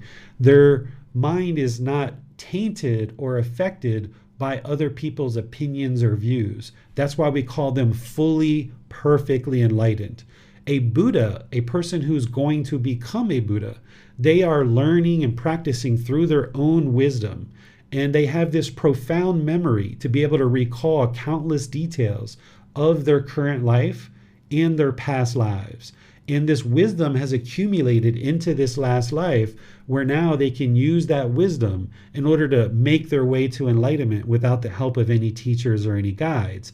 This is why their mind is perfectly enlightened, because it's not tainted or affected by any outside opinions or views. And what a Buddha is going to do is, as they're working on improving the condition of the mind, if there's something that doesn't work, they're going to discard it. So by the time that they get to enlightenment, the only thing that they know is what led to their own enlightenment. Where in a person who gets to enlightenment, who studied with teachers and guides, they might hold on to certain teachings just because out of respect or gratitude for the people that have actually are guiding them.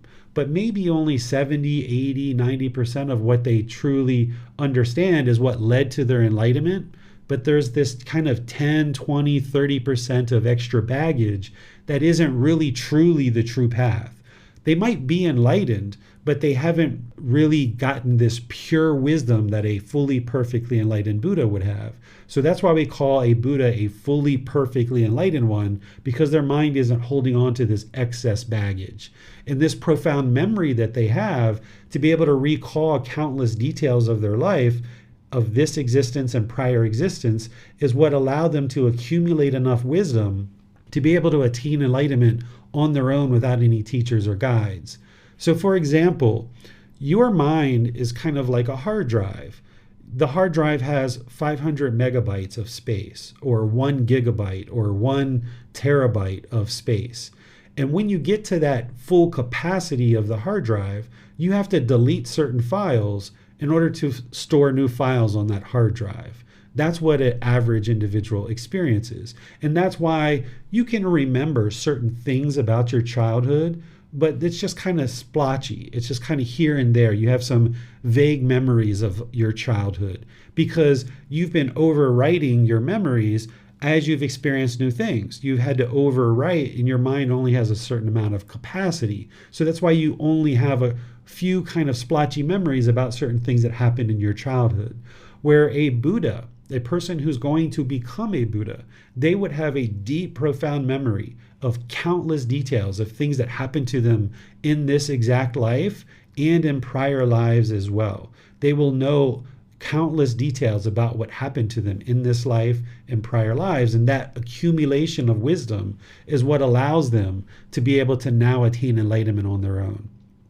A person who's a Buddha can quickly determine the condition of another person's mind by spending time with that person. But they don't do it in a judgmental way of looking down on people. They only do that in order to help those people to attain enlightenment.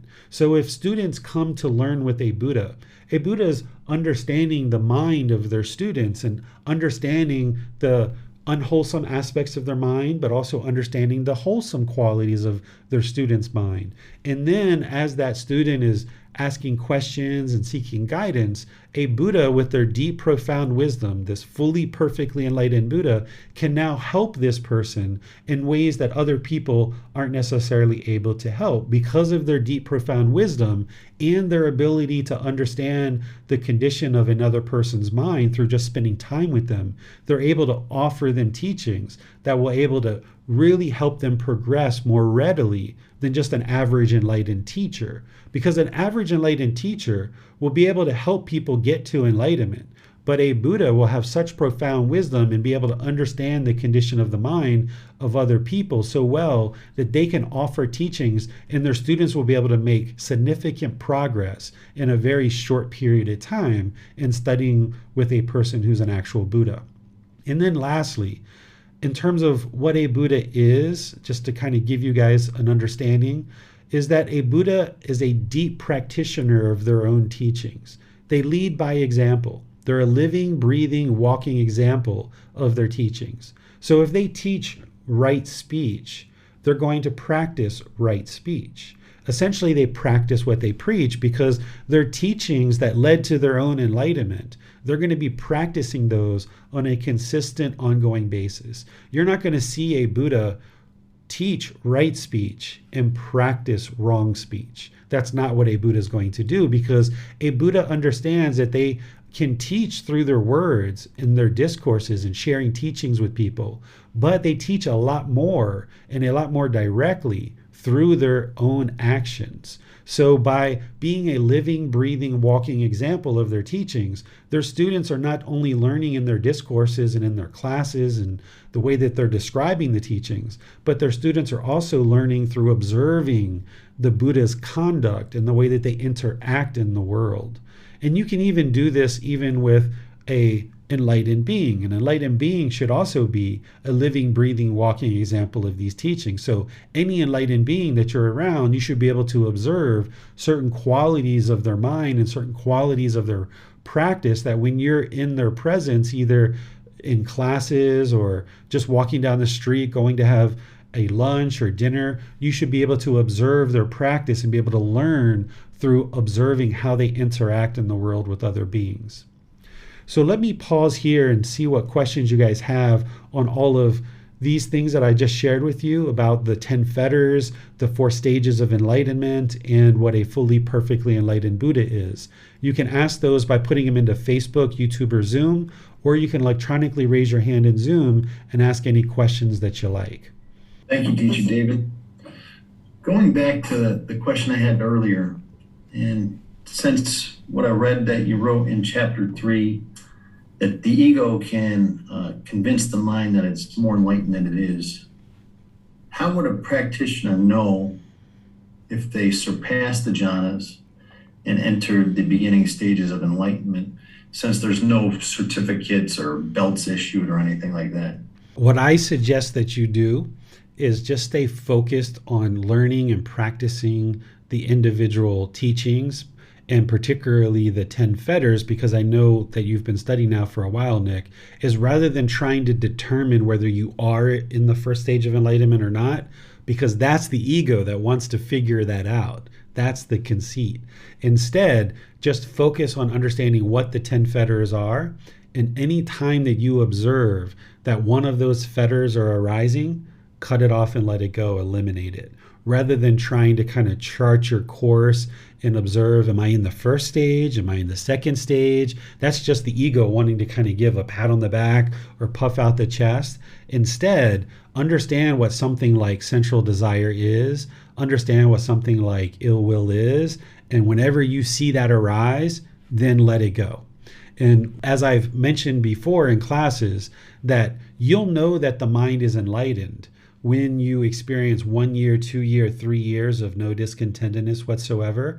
That's when you'll know that the mind is pretty much enlightened. But it's not wise to convince yourself that you are enlightened, because that's where the ego and the conceit, the arrogance, the complacency comes in. And if those things come in, then the mind's surely not enlightened. So instead of trying to kind of determine what stage you're in, kind of like maybe martial arts where there's a test and you determine if you're a blue belt or a purple belt or whatever it is. Instead, just know what all these fetters are and all the other teachings too, of course. And then wherever you see that your practice is falling short of that, just actively work to improve your practice. That's what I would suggest for you, because the mind can get obsessive about trying to figure out what stage of enlightenment you're in. And this is the mind craving to know what stage you're in. And you've got to eliminate that craving to know what stage you're in and just focus on doing the right thing because it's the right thing to do. And if you understand the fetters really closely, you understand the Eightfold Path really closely, wherever you see you're falling short of that, just improve your practice and actively work to make it better. You see, that's why it's good to have a teacher to ask questions to. That way the mind doesn't get carried away with these things, and you can ask these things and then just let it go. Exactly. The mind can be really obsessed about what individual stage of enlightenment you're in. And the reason why I know that is because that's what I experienced too.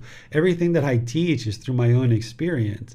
And I remember months and months and months of just trying to figure out, what stage of enlightenment I'm in, and just constantly being obsessed about that, and realizing how discontent the mind was, being obsessed about what stage of enlightenment I might have been in. And when I finally got to the point where I was like, you know what, I'm tired of obsessing over this. The mind is just burdened and it's kind of, worn out of just constantly trying to figure this out. Instead, the better approach is never convince the mind that it's enlightened. Just understand all the 10 fetters and the Eightfold Path. And wherever you see you're falling short of that, or that you're observing one of those fetters arising, or you're observing something that's not part of the path to enlightenment, work to eliminate that, and then arise the antidote or the wholesome quality or the solution to that pollution that you're observing. Teacher David, do these fetters need to be eliminated in order? Like, for example, the fourth and fifth fetter, to get to the second stage of enlightenment, those have to be greatly thinned. So a question arises, can someone thin those, for the second stage of enlightenment, can someone thin those numbers 4 and 5, sensual desire and ill will, before they've even made it to the first stage of enlightenment as a stream enter? Yes, they absolutely can.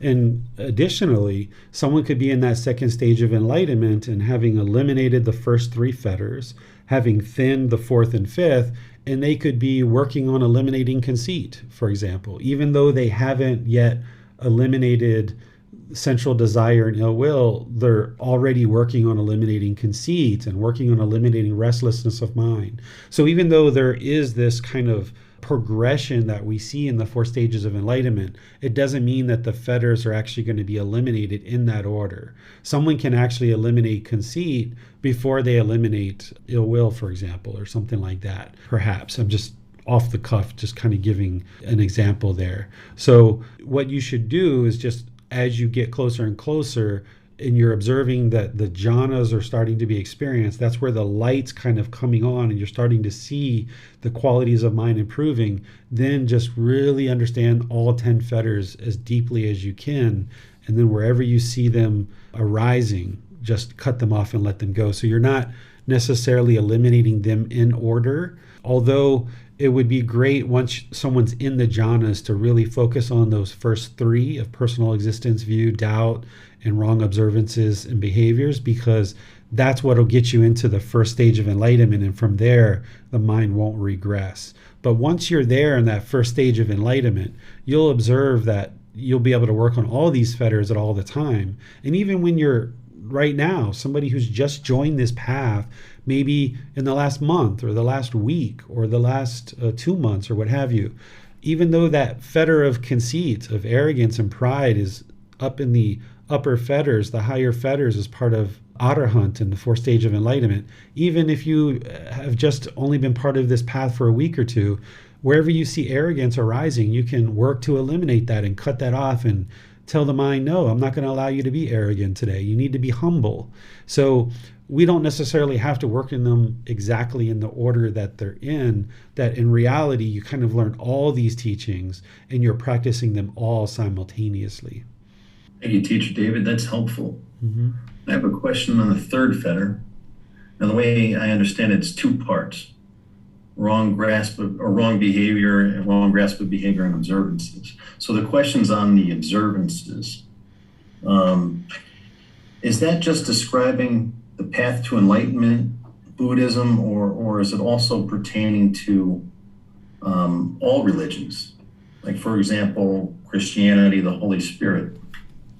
Yeah, it's any kind of rite, ritual, ceremony, or worship. It's not going to lead to an improved condition of mind by itself. So, for example, I used to be Catholic and I would practice Holy Communion. You know, walking up to a priest and getting a wafer on your tongue and drinking some juice or some wine or what have you, that by itself isn't going to improve the condition of the mind because it's not giving you any wisdom. It's just a rite, ritual, ceremony, or worship. And there's other things in other traditions too, and we're not denigrating those traditions. They obviously do those things for a reason, and they have their own reasons for doing that. But what the Buddha is sharing is that those things by themselves are not going to produce an improved state of mind. Like, you can't get rid of anger by eating a wafer and by taking a sip of wine once a week. You can't get rid of frustration and guilt and shame by going to confess your sins to somebody, for example. This is a rite, a ritual, a ceremony, for example. There's different things even in the Buddhist tradition where people will feed statues, or they will give little water, or they will light incense and candles, they will do prayers. None of this stuff, even though you'll see people calling it Buddhism, is actually part of what the Buddha originally taught. He taught that rites, rituals, ceremonies, and worship don't lead to this improved condition of mind, because when you understand dependent origination, which is the ultimate truth of the Buddhist teachings, the highest truth, then you understand the major hindrance that's keeping the mind in the unenlightened state is ignorance, or the unknowing of true reality. And the only thing that can fix that is wisdom. And the only way you get to wisdom is you learn, reflect, and practice, independently verifying the teachings. rites, rituals, ceremonies, and worship is not going to produce wisdom. It's actually taking you in the other direction, away from wisdom. The mind is deluded, thinking that if you pray the rosary, for example, that somehow this is going to make things better in your life. But that's not what's going to give you wisdom to make wiser decisions. When you understand the difficulties in your life, the struggles in your life are based on the decisions that you're making. When you're putting out harm, harm's coming back to you. Then you understand to eliminate those struggles and difficulties, you have to have wisdom and make wiser choices. And when you make wiser choices and you put that out into the world, then wholesome results are going to come back to you. Just worshiping something or just having rites, rituals, and ceremonies, that's not building wisdom to now make wiser decisions in the world, to now create wholesome outcomes. This is why people go to a building, they will worship and they will pray and they will do ceremonies and all these different things, and then they will go out in the parking lot and argue, honk their horn at each other, and be really angry and resentful and vindictive to each other, because that worshiping in the building didn't change anything. The pollution in the mind of craving, anger, and ignorance is still there. The worship didn't actually solve anything at all. You might have felt good in that moment when you were doing the worship, but it didn't bring on any new wisdom that now when you go out in the parking lot, you can be courteous and you can be polite and you can be generous. And that's how we actually improve the results that we experience in our own life and in the world as a whole. Okay, thank you, Teacher David. I'd like to go a little bit deeper on that.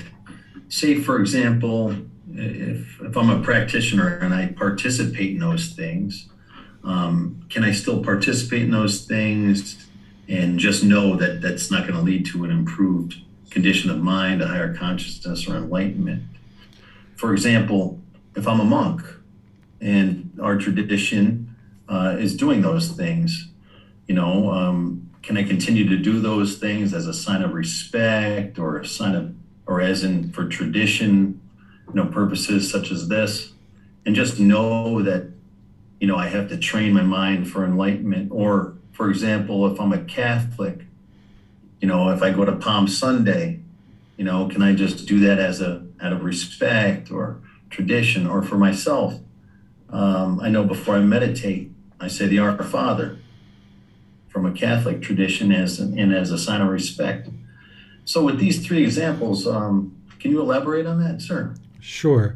So what each individual person does is completely up to them and how they choose to practice. But I can speak from my own experience that what the Buddha is explaining here in terms of this fetter of wrong behavior and observances is that it's the thinking, it's the understanding, it's the mind thinking that this ceremony or this worship is going to improve the condition of the mind. It's not the actual action of doing it. So if I went to a place and I did Holy Communion, for example, that's not an indication that the mind has the fetter of wrong observances and wrong behaviors. It's just an action that's being done. But the mind can deeply understand the truth that eating this wafer and drinking this sip of wine isn't going to improve the condition of the mind, and perhaps still choose to do it for the reasons that you described. In my life, in the way that I choose to practice, I wouldn't choose to do any rites, rituals, ceremonies, and worship, because what I'm interested in doing is I'm interested in practicing the teachings so that people can observe how somebody would practice. So for me, I know that rites, rituals, and ceremonies don't actually lead to enlightenment. And I can go into environments where people are doing rites, rituals, ceremonies, and worship, and I can observe that and I understand what they're doing, but I don't choose to participate in it because I'm not interested in setting an example that this type of thing would actually improve the condition of the mind. In the past, I've done those things and they don't lead to an improved condition of mind. That's how I know that they don't work. And you can experience that for yourself too. But whether each individual person chooses to practice in that same way is up to them. But in order to get to enlightenment, if a person is going to participate in some kind of rite, ritual, ceremony, or worship, they would have to have the understanding deeply in the mind that this isn't something that is going to lead to an improved condition of mind. The way that I look at rites, rituals, ceremonies, and worship is that is delusion. That is confusion. That is misunderstanding. And in order to help people get out of that delusion, get out of that misunderstanding, I need to stand on stable ground. So if I go into delusion, I can't help people out of delusion. So it's just like if you had a friend that fell into quicksand, you would stay on stable ground and you would reach your hand out and help them get out of the quicksand. You wouldn't get down into the quicksand with them in order to help them get out of the quicksand. So in environments and in situations where people are performing rites, rituals, ceremonies, and worship, I choose to not do it. And sometimes people will even come over to me and ask me why I don't do it. And then it opens up a conversation to help them understand. Whereas if I just went ahead and participated along with everyone else, just out of respect, so to speak, then that is going to put me into delusion and into this misunderstanding. And now it's very challenging to help people get out of that, because when I start teaching that rites, rituals, ceremonies, and worship don't lead to enlightenment, the first thing someone's going to ask me is like, well, why do you do rites, rituals, ceremonies, and worship then if that's what you're teaching? So I need to be an example of what the teachings actually are. And this will actually help people to experience enlightenment. If we clean up our practice and we choose not to do those things, then I would say that we're setting a better example. And this whole idea of doing a ceremony or doing worship just out of respect for others, what this really is that others have craving for us to do what they're doing. And if we're not doing what they do, their mind becomes discontent. But see, that's not actually respectful in my view. If I just do what others do just so that they don't get discontent, that's actually feeding their craving. So I would rather just sit there and not do the right ritual, ceremony, and worship. If they get discontent because of it and they come and ask me, why aren't you practicing this? Everyone else here is doing this ceremony, doing this worship. Then it opens up a dialogue that I'm now able to help them understand. Whereas if I just jumped in the quicksand with them, then all of us sink in the quicksand. So that's what I choose for my practice. But not everybody has to choose to practice that way, but that's what I choose to do, and that's what I kind of advise people to do, rather than just kind of give in to other people's craving, thinking that that's respect, when in reality, what it truly is just feeding other people's craving so that they don't get discontent. When you can't cause them to be discontent, they're causing it themselves. Would you say the best way to respect the Buddha is to practice his teachings then? That's what the Buddha said. And that's what I would say too, is that the best way to respect any teacher, including the Buddha, is to practice their teachings. Because the Buddha talked about this during his lifetime. He shared that if anybody is interested in respecting him, that the best thing you could do is learn and practice his teachings. He didn't demand people to respect him. He didn't force or pressure people to respect him. But when people asked him about this question, he said the best way to respect him is to learn and practice his teachings. And that's ultimately how you and the people around you are going to actually be able to improve the condition of the mind. Whereas if we just kind of conform to what other people are doing around us, we're just staying in the murky water. We're just staying in the polluted water. We have to be that lotus flower, not in an arrogant way, not in a prideful way, but we need to be that lotus flower that rises above the murky water and blooms above the murky water. As long as we stay down in the murky water with others, we're not really truly helping them in the best way that we can. One of the best ways to help people to get out of delusion is for them to see and observe somebody who's not in delusion. And then through your example and the way that you conduct yourself in daily life, this will help provide an example for people. And then when they choose to ask questions or they choose to be understanding and maybe seek your input of why you're not doing those rites, rituals, ceremonies, and worship, that's what ultimately is going to help them. So that person in the quicksand, if they're like, jump in the quicksand, come on, get in the quicksand, help me get out. Are we going to get in the quicksand just out of respect for that person? Or are we going to say, no, ma'am, or no, sir, I'm going to stand here on stable ground. I'm going to give you my hand. You grab onto my hand and I'll help pull you out. That's what I think that a loving, kind, compassionate being would do, is even though the being in the quicksand is pleading and begging with you to get in the quicksand with them, you're not going to do that because you know the truth and you have wisdom that it's important to stay on solid ground and reach out a hand or reach out a stick so that they can grab onto that. So that's what would be the best thing in my view, is stay on stable ground. And yes, it is respectful to a teacher to practice their teachings, but you're not required to do that. That's a personal choice for yourself. Teacher David, why would someone that's just starting out want to eliminate the fetter of sensual desire? The eyes, ears, nose, tongue, body, and mind. Why would they want to eliminate those things if those things make them feel good? Is it because it's just impossible to always have those agreeable things?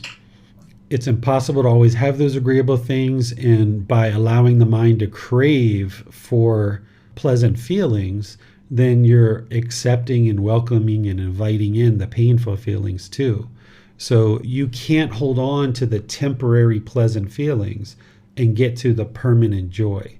You have to be willing to let go of the temporary pleasant feelings in order to get rid of the painful feelings so that you can get to the permanent joy.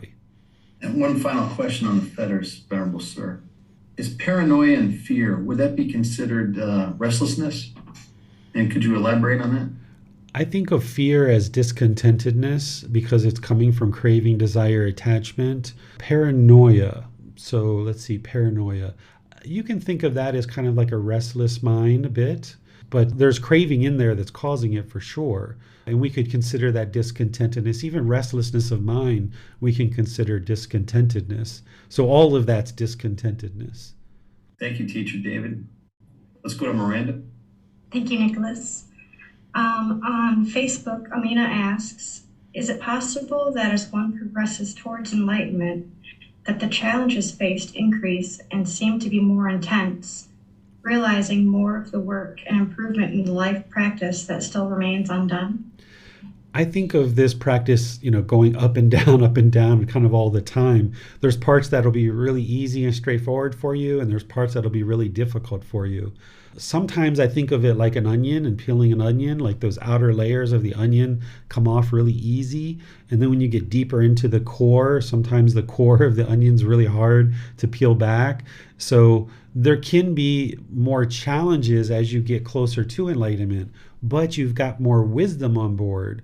And you've got the text, you've got a teacher, you've got all things moving on all cylinders, that even though the challenges might be bigger, you have more ability to solve them. Where early in practice, you just start meditating and doing, breathing mindfulness and loving kindness meditation. Wow, you start noticing all these improvements, but you don't quite have a relationship built with your teacher. You haven't quite dug into the text as much. You haven't done as many classes and things like this. You haven't accumulated as much benefit, but there's some kind of marginal improvements that you notice early in practice. But then when things do get more challenging, you should have more texts, you should have more wisdom, you should have a better relationship with your teacher. So even though it's higher challenging in terms of challenges, you have more wisdom to be able to face those challenges. So there's pros and cons with all of that. Thank you, sir. You're welcome. Teacher David, it looks like that's all we have for today. All right. Well, I would like to thank you all for joining for today's class. As you see, this discussion around enlightenment and what is enlightenment, we could probably go on for multiple more hours and continue to talk about it. But what's important is that you understand that an enlightened being has this peaceful, calm, serene, and content mind with joy. They no longer experience any discontentedness. And also remember that it's the elimination of this pollution through training the mind, that you're eliminating craving, anger, and ignorance, or the unknowing of true reality. And that's what's going to bring the mind into the enlightened mental state. Also keep in mind that it's the acquiring of wisdom that's going to do that, not belief. And that an enlightened being is going to be polite, kind, friendly, and respectful as part of their practice. So if you can remember these things, peaceful, calm, serene, and content with joy. The mind is going to be trained to eliminate craving, anger, and ignorance, or the unknowing of true reality.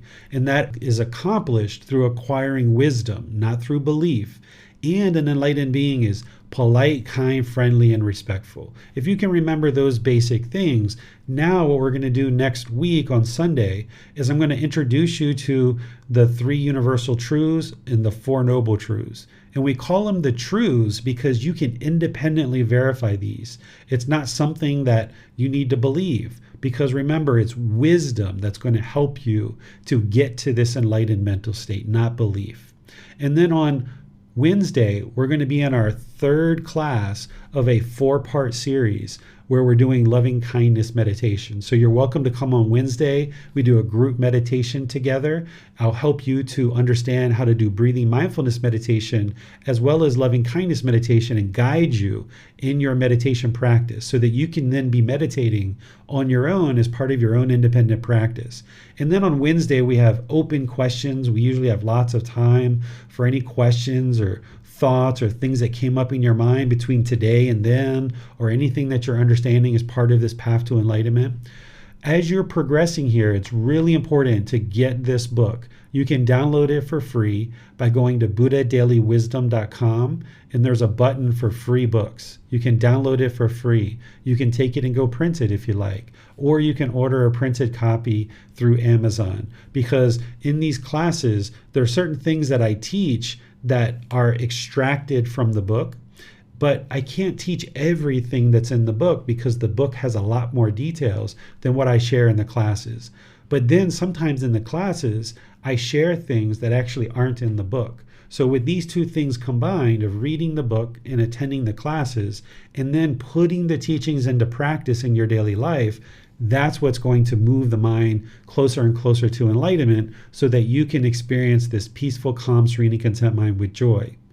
One of the biggest misunderstandings or the biggest myths about enlightenment is that people believe that the Buddha sat under a tree, he meditated, and he instantly got to enlightenment. But this isn't what he says in his teachings. When you read the words of the Buddha, he talks about this gradual training, this gradual practice, and this gradual progress that his mind gradually moved to enlightenment, because he got to enlightenment over a 6-year period. So the same thing's going to need to happen for your practice. You're going to have to gradually learn to get to enlightenment. And when you gradually learn and you gradually implement these teachings into your life, you'll see that that gradual training and gradual practice leads to this gradual progress. So don't believe that myth that the Buddha instantly got to enlightenment after sitting down under a tree. He actually attained enlightenment over a 6-year period, and then he sat under this tree for about 7 weeks contemplating whether or not he should share his teachings or not, because his teachings were so different than anybody else that was teaching at the time that he wasn't quite sure if the world was ready for his teachings or not. And when he was asked towards the end of his life, what can we do in order to kind of pay respect to you in addition to learning your teachings and things like that? And where can we kind of visit in order to kind of remember you? He gave 4 places that we could visit in order to remember him. The place where he was born, the place where he attained enlightenment, the place where he gave his first discourse, and the place where he died. Well, he attained enlightenment over a 6-year period of time, so there wasn't really one place that he attained enlightenment. But he told people that they could consider this tree that he contemplated under for 7 weeks to be the location to kind of remember his enlightenment. So that's where this myth and this belief comes from, is that when he shared with people that they can kind of consider this tree to be the representative location of where he attained enlightenment, they could visit that tree after his death. But in reality, he talks about this gradual training. So this path to enlightenment, it's going to be a gradual progress for you. And there's going to be challenges and there's going to be struggles. But the Buddha shares not to shrink back from that struggle. What I suggest that you do and encourage you to do is that when you're struggling, is that you turn around and you face that struggle and you walk towards it. Walking towards that struggle is coming to classes, meditating, reaching out to your teacher, asking for help, reading the books that I share as part of this book series, coming to retreats, talking to each other as community members. That's walking towards the struggle. Whereas if you run away from the struggle, you're not going to gain the wisdom you need.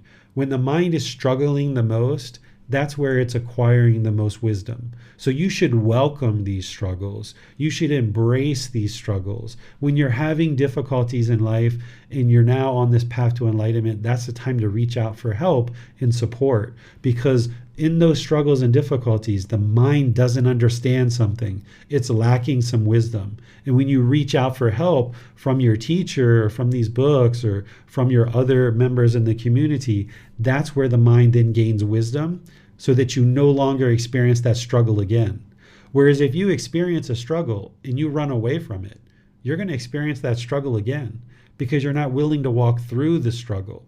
So turn around and walk towards the struggle by gaining the wisdom that you need in order to face the struggle and walk through it. So that's what we're going to be doing through the rest of this program, is I'm going to be helping you to understand the wisdom of this path to enlightenment. So thank you very much for attending today's class. I'll see you either next Sunday, perhaps on Wednesday, maybe even both of those days. Have a very lovely rest of your day. We'll see you next time. Sawadee krap. Thank you for listening to this podcast. To provide support for this podcast, visit patreon.com/support Buddha. To access more teachings, visit buddhadailywisdom.com. There, you will discover a full range of courses, retreats, and online resources to assist you on the path to enlightenment. Remember to establish a daily, consistent meditation practice, along with learning and practicing these teachings. A well-developed meditation practice is the foundation in which to train the mind to attain enlightenment.